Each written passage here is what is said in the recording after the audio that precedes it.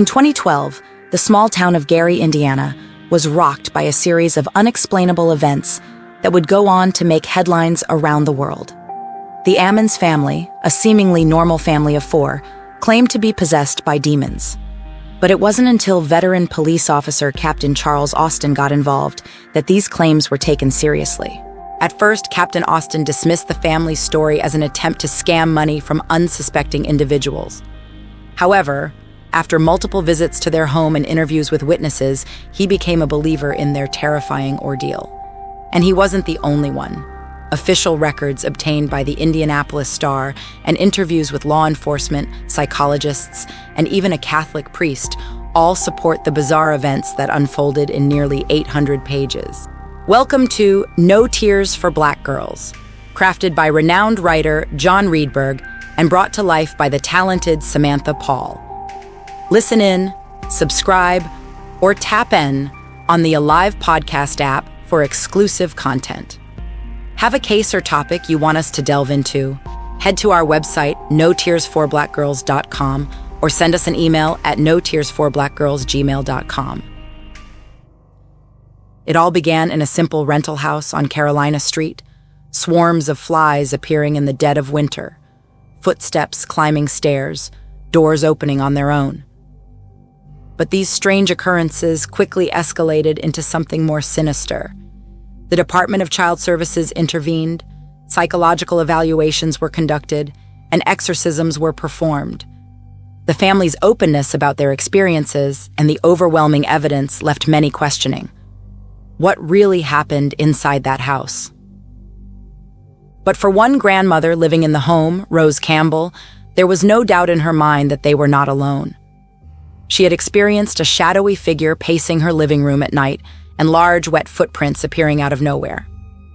And on one fateful night in March 2012, her granddaughter was found levitating above her bed while she and her daughter prayed for help.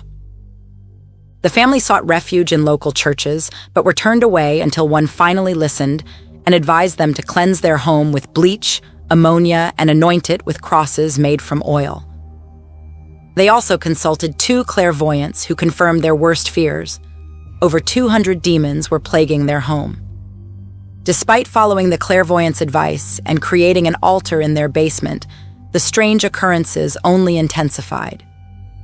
Ammons claimed that she and her 3 young children were possessed by demons, their voices deepening and eyes bulging with each episode. It wasn't until a Catholic exorcism that the family was finally freed from this terrifying ordeal.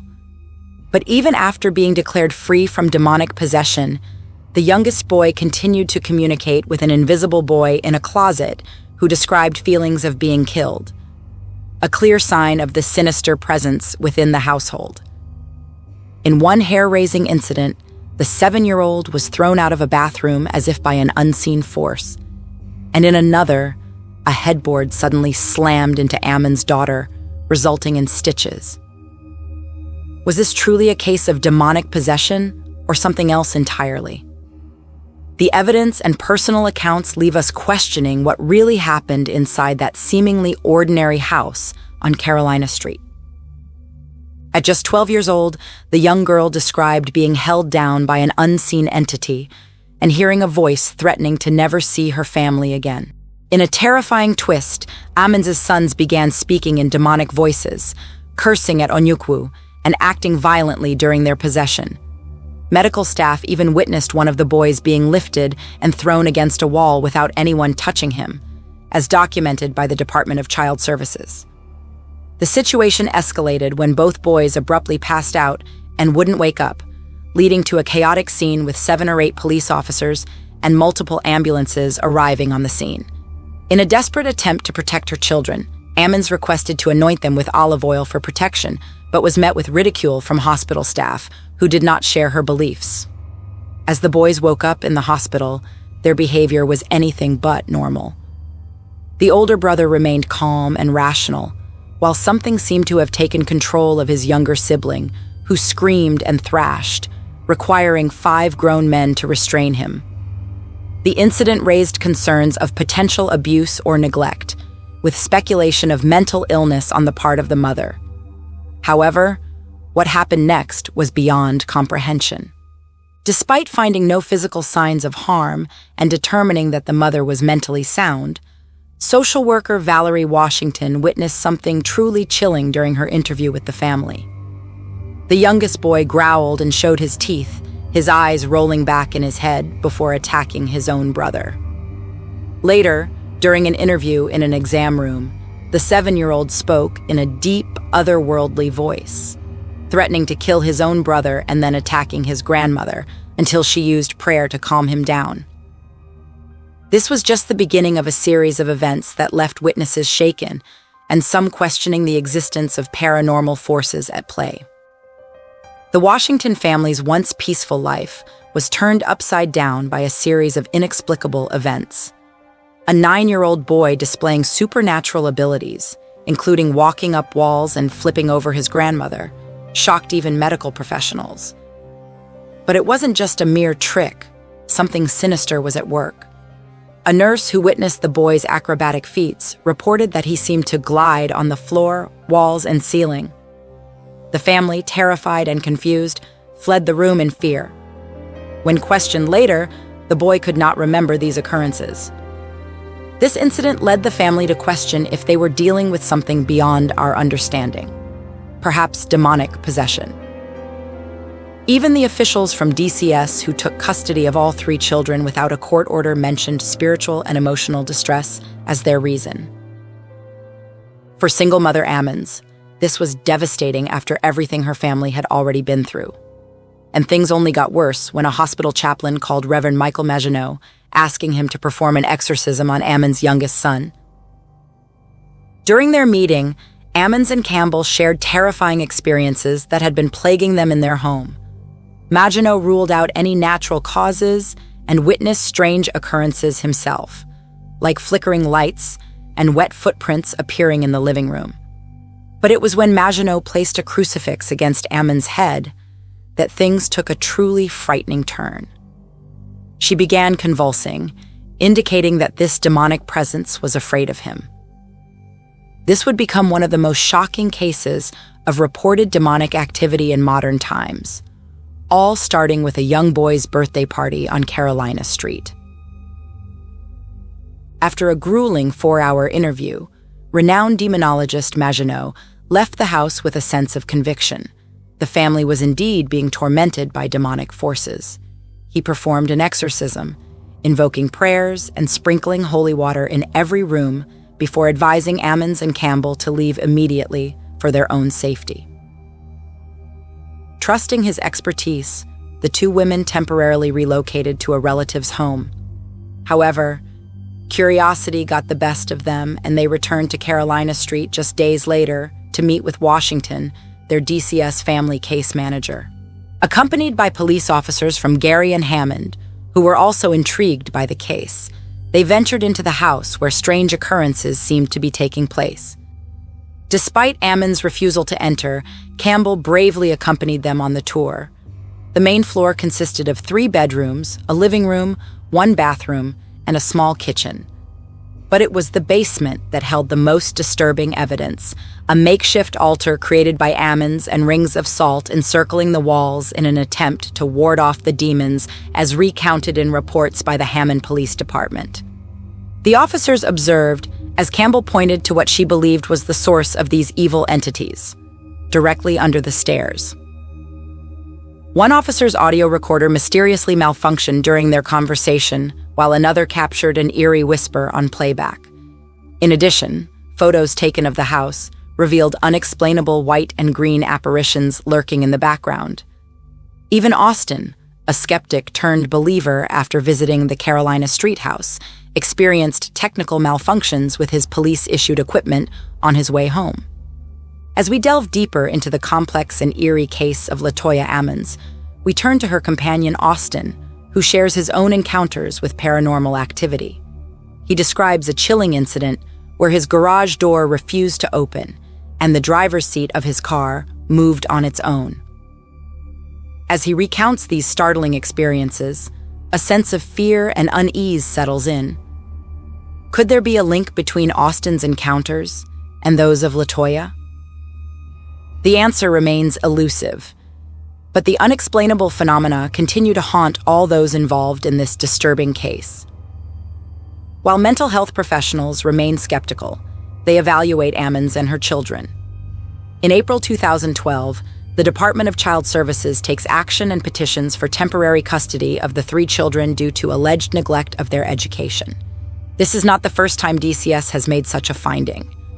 Records show they had previously found Ammons neglectful in 2009. However, Ammons defends herself by claiming that at times she couldn't send her children to school because the spirits would make them sick or keep them up all night without sleep. As her daughter and older son are placed in care facilities for evaluation, clinical psychologist Stacy Wright examines her youngest son and notes that he appears coherent and logical, except when speaking about demons. Then it seems as if something else is controlling him. As our investigation into this bizarre case continues, the mystery only deepens. The child's stories change with each retelling, often spiraling into discussions about outer space and death. After further evaluation, both clinical psychologists Dr. Wright and Joel Schwartz conclude that these delusions were likely induced by Ammons, who strongly believed their family was being tormented by demonic entities. Despite multiple psychological evaluations of Ammons, she denies any signs of psychosis or thought disorder. However, one psychologist recommends further assessment to determine if her strong religious beliefs are masking underlying delusions or perceptual disturbances. As we uncover more details behind this haunting case, questions swirl around the possibility of a deeper psychological manipulation at play. As the Department of Child Services provided support for the Ammons family, specific goals were set for Latoya and her children. These included refraining from discussions of demon possession and participating in therapy to address past behavior.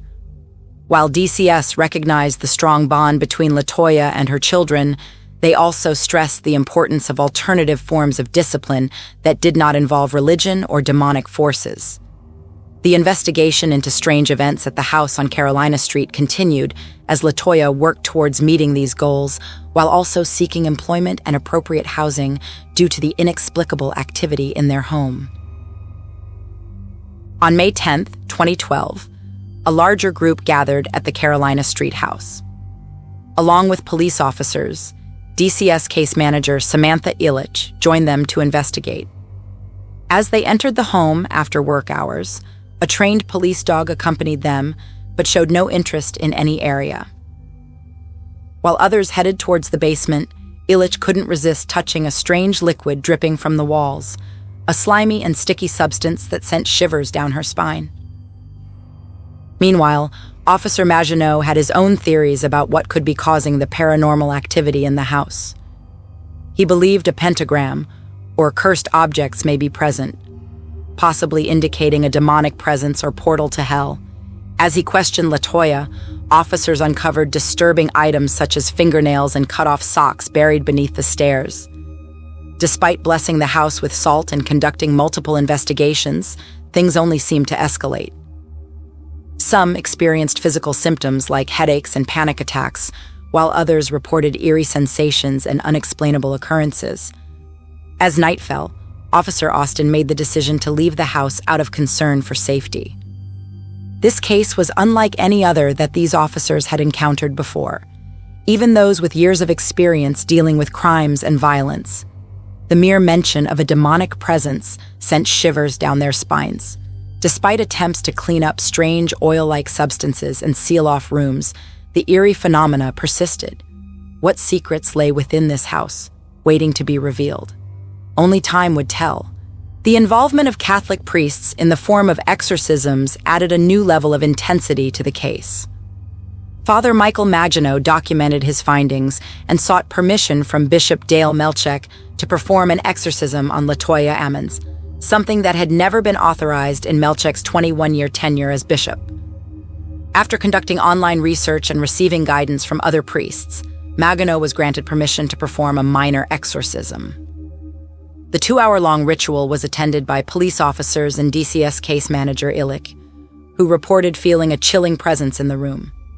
However, she hesitates to label it as purely demonic. After leaving the house for the final time, Illich experienced a series of medical problems, including third-degree burns, broken ribs, hand and ankle, leading her friends to believe she had been possessed. Despite this, she brushes off their concerns with humor and maintains that she is not convinced of any supernatural forces at play. As the minor ritual began, Maginot instructed Ammons to research the names of the demons plaguing her. He believed that by knowing their names and personalities, he could gain power over them during his exorcisms. With the help of a friend, Ammons scoured the internet for demons that mirrored their experiences. The name Beelzebub, also known as Lord of the Flies, caught their attention, along with other demonic entities that specifically targeted children, a disturbing revelation that may explain the horrific events in the Ammons home. After receiving permission from Bishop Melchek, Maginot performed 3 exorcisms on Ammons at his church in June 2012. Despite the language barrier, Maginot persisted and conducted 2 exorcisms in English and a final one in Latin. During each ritual, Maginot invoked the power of God and denounced the devil, pressing a crucifix against Ammons' head as he spoke.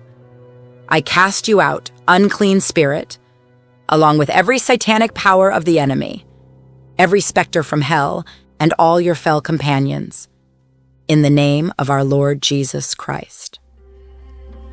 The intensity of Maginot's words echoed through the room, as if calling upon a higher power to cleanse Ammons of evil. The events that took place on Carolina Street in Gary, Indiana, have been the subject of much speculation and curiosity. Some question the validity of the claims made by Latoya Ammons, who believes that her family was plagued by demonic possession.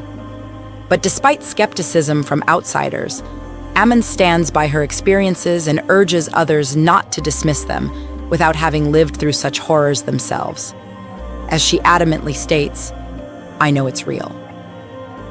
However, for those outside of the Ammons family, the story may seem far-fetched and unbelievable, a modern-day case of the exorcist. According to official documents and testimonies from those involved, the events began with strange occurrences inside the house on Carolina Street. As Father Maginot performed exorcisms on Latoya's daughter and herself, witnesses reported seeing her convulsing in response to his forceful commands. And while some may argue that these reactions were simply psychological or attention-seeking, there were also physical manifestations witnessed by police officers and other professionals during their initial home investigation. As Father Maginot continued with the exorcism rituals, he eventually had to take a retreat, but left a backup plan in place. A woman who wrote down a long demon name on a piece of paper and surrounded it with blessed salt in case Ammons encountered further problems. This tactic proved useful as Latoya reported bad dreams, and the woman burned the envelope containing the demon's name. And even after moving to Indianapolis, where they thought they could escape the evil plaguing them, Latoya called Father Maginot about more bad dreams, leading him to perform one final exorcism. But the story doesn't end there. Despite all evidence pointing towards demonic possession, skeptics still question the validity of these claims. However, DCS monitored the children's well-being until finally closing the case in February 2013, noting significant improvements in their behavior after leaving their home on Carolina Street. And while some may argue that it was the power of suggestion or a placebo effect, even the family's case manager and her supervisor requested for the case to be dismissed after witnessing the transformation of the children. So, what really happened on Carolina Street? Was it all just a hoax or an elaborate scheme for attention? Latoya Ammons firmly believes it was God who saved her family from the clutches of evil. And while we may never know the full truth, one thing is certain. The events that took place on Carolina Street have left a lasting impact on all those involved. Demons can actually possess you, use you, so you can give them souls, and they make you take your own life, so, it's real. And a lot of people don't think about it. They live their lives day to day, and you never think that it would be you. Thank you for tuning in to No Tears for Black Girls, now a part of the Alive Podcast Network, the first Black female-owned and operated network dedicated to amplifying Black voices. If you enjoyed this episode, please show your support by following us on the Alive Podcast app, available on both iPhone and Android. You can also stay connected with us on social media and YouTube at No Tears for Black Girls, or on X at No Tears for BG. Remember to stay loved, stay blessed, and stay safe. Until next time.